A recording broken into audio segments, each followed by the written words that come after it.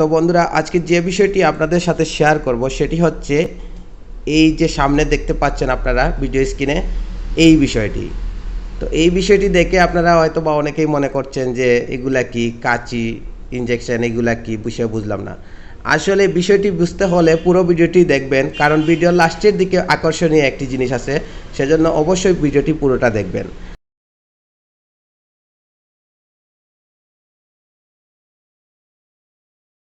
আর যদি পুরোটা দেখেন তাহলেই বুঝতে পারবেন এই বিষয়টা আপনার জন্য কতটুকু গুরুত্বপূর্ণ।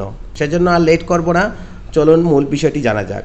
আপনারা বাসায় অনেকেই অনেক ধরনের ইনজেকশন বা এরকম ডিস্টিল ওয়াটার বা এরকম অ্যাম্পুল ভাঙতে যান, আর ভাঙার সময় এটি ভাঙতে পারেন না, আপনারা হাতের মধ্যেই ভেঙে যায় আর হাতের মধ্যেও ঢুকে যায়, আর এই যে ঔষধ বা পানিগুলো, ওয়াটারগুলো, সেগুলো নষ্ট হয়ে যায়। অনেক সময় রাত্রের বেলা আপনার ডোজটাও মিস হয়ে যায়, অনেকেই এটি পারেন না।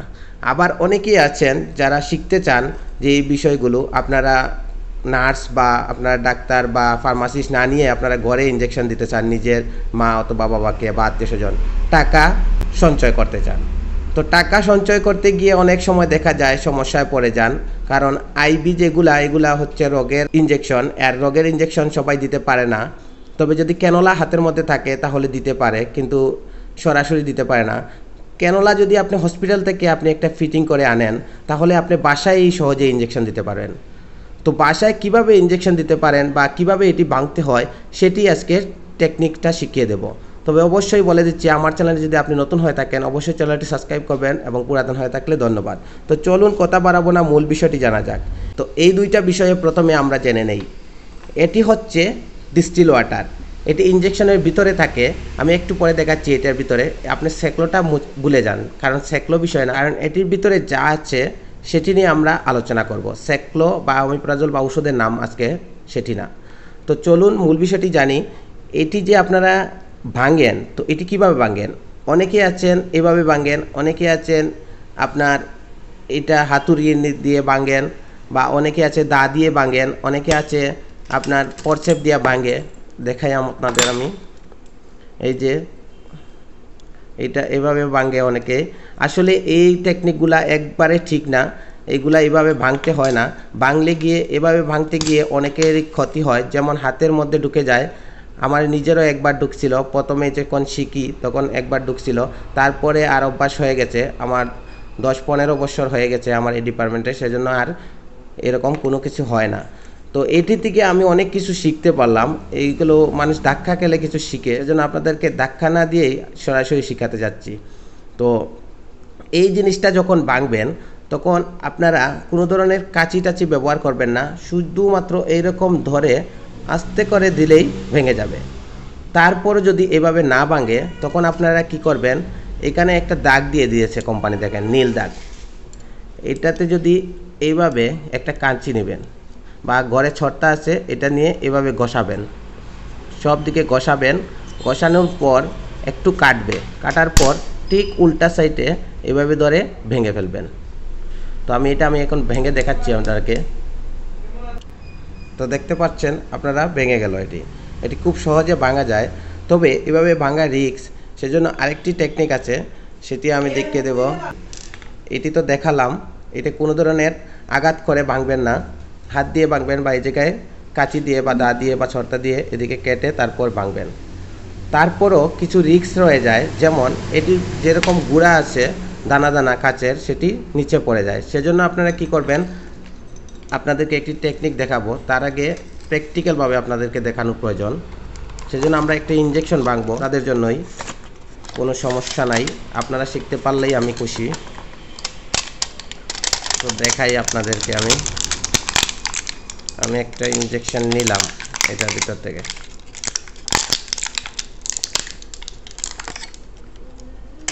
এই ইনজেকশনটা নিলাম, এটা ওয়াটারটা নিলাম। নেওয়ার পর এই যে সিরিঞ্জটা দেখতে পাচ্ছেন আপনারা, সিরিঞ্জটা খুলতে হয় এদিকে। আপনার সারাদিন টানলেও বার হবে না, কিন্তু এইদিকে খুলবেন, এদিকে খুললে খুব তাড়াতাড়ি বের হবে।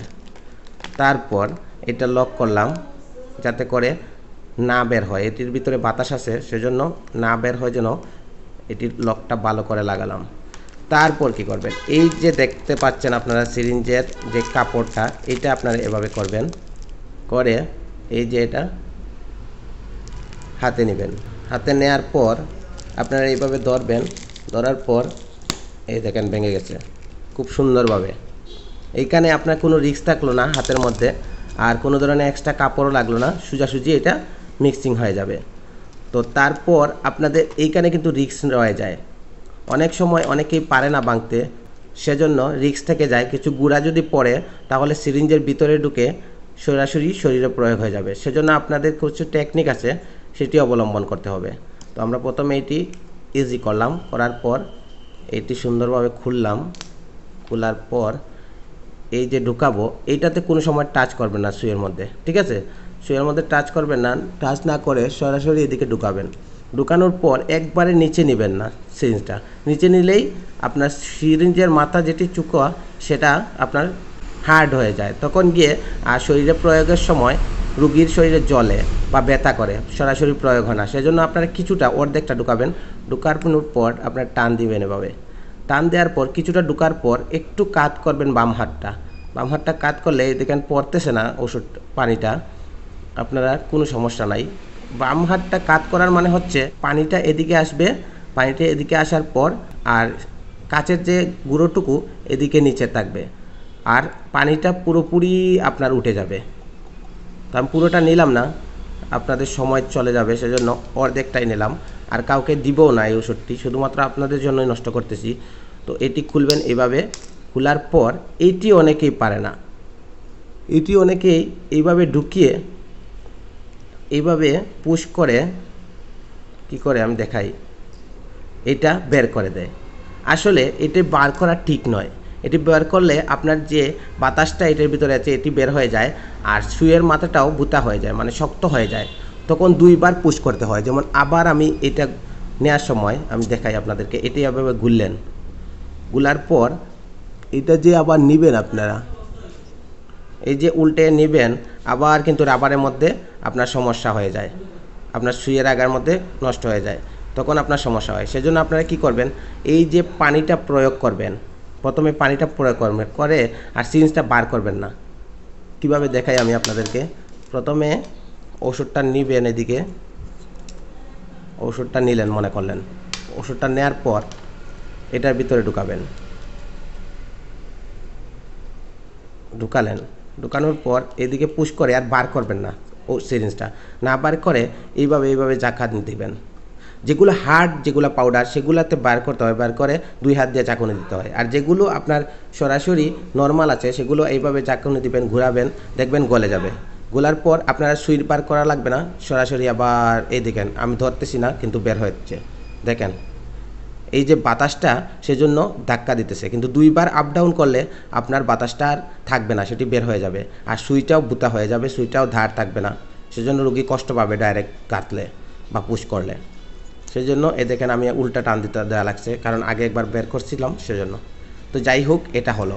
তো আপনারা এখন কি করবেন, অনেক সময় 2টা 3টা একসাথে ইঞ্জেকশন মারা লাগে, তখন আপনারা কি করবেন, এটা ক্রকটা লাগিয়ে রেখে দিবেন, একটা একটা করে শেষ করবেন। এভাবে খোলা রাখবেন না, কারণ আমরা চোখে দেখতে পারি না অনেক ধরনের ব্যাকটেরিয়া, তখন এটির মধ্যে লেগে সমস্যা হয়ে যায়।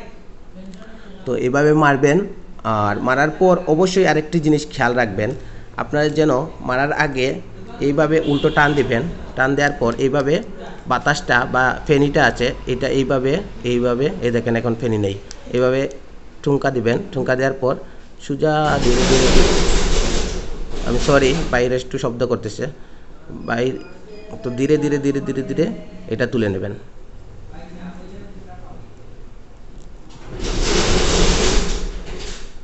দেখেন উঠে গেছে, এখন আর সমস্যা নাই, এখন পুরোটা পড়ে গেছে।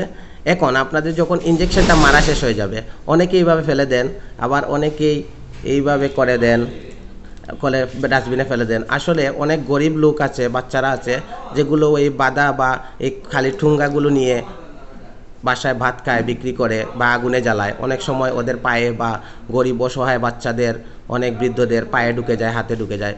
সেজন্য আপনাদের কাছে রিকোয়েস্ট, দয়া করে এগুলো এইভাবে করবেন না, বা আপনারা এভাবে ফেলবেন না, না ফেলে আপনারা একটা কাজ করবেন, আমি দেখাই আপনাদেরকে। এটি এভাবে লক করে দিবেন। আর যদি না পারেন তাহলে আরেকটা কাজ করবেন, এটি খুলে এভাবে রেখে দিবেন। তাও যদি না হয় তাহলে আরেকটি কাজ করবেন, এটি যদি না পান এটি এইভাবে ঢুকিয়ে দিবেন। দেখেন লক হয়ে গেছে। এইভাবে ভিতরটা লক করে দিবেন। সরি, পানি পড়ে যাচ্ছে আপনাদেরকে দেখানোর জন্য, শুধুমাত্র গরিবদের একটু সহায়তা করার জন্য, আর আপনাদেরকেও হেল্প হলো। দেখেন একটু কত ইজি। তো এইগুলা হচ্ছে সরঞ্জাম।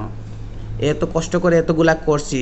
অবশ্যই যদি ভিডিওটা ভালো লাগে শেয়ার করে দিবেন সবার সাথে, এবং সাবস্ক্রাইব করতে অবশ্যই ভুলবেন না। আর পরবর্তী ভিডিও আকর্ষণীয় হতে চলছে, অবশ্যই সাথে থাকবেন। ধন্যবাদ সবাইকে। সুস্থ থাকুন, ভালো থাকুন।